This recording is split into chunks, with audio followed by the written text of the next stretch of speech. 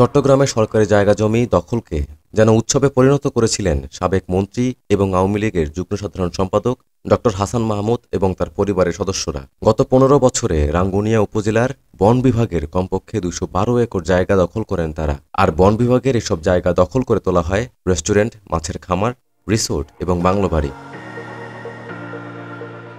তবে গত ৫ আগস্ট সরকার পতনের পর বন বিভাগের এসব জায়গা উদ্ধারে অভিযান শুরু হয়েছে। চলছে মামলা দায়েরের প্রস্তুতি। রাঙ্গুনিয়া কুরুশিয়া রেঞ্জ কর্মকর্তা আশরাফুল ইসলাম বলেন, হাসান মাহমুদ ও তার ভাইয়েরা বন বিভাগের ২১২ একর ভূমি অবৈধভাবে দখল করে নেয়। অবৈধভাবে দখল নেয়া জায়গায় গড়ে তোলেন রেস্টুরেন্ট, রিসোর্ট, বাংলোবাড়ি, মাছ ও গরুর খামার। আওয়ামী লীগ সরকারের আমলে প্রভাব খাটিয়ে জোরপূর্বক তারা এসব স্থাপনা গড়ে তোলেন। গত ২৬ আগস্ট থেকে অবৈধ উচ্ছেদ অভিযান শুরু করে বন বিভাগ। এর মধ্যে ১০০ একর ভূমি উদ্ধার করা হয়েছে। বাকি ভূমি দ্রুত সময়ের মধ্যে উচ্ছেদ করা হবে। তাদের বিরুদ্ধে মামলা দায়ের করা হবে।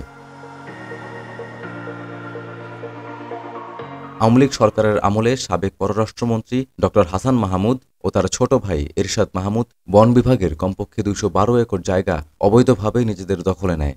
এর মধ্যে রাঙামাটি বান্দরবন সড়কের ১০ মাইল এলাকার ৫ একর ভূমিতে গড়ে তোলেন মুক্তিযোদ্ধা পার্ক ও রেস্টুরেন্ট।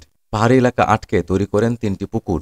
সুখবিলাস এলাকায় ১৫ একর ভূমিতে খনন করেন ২টি বিশাল পুকুর, যাতে মাছ চাষ করা হয়।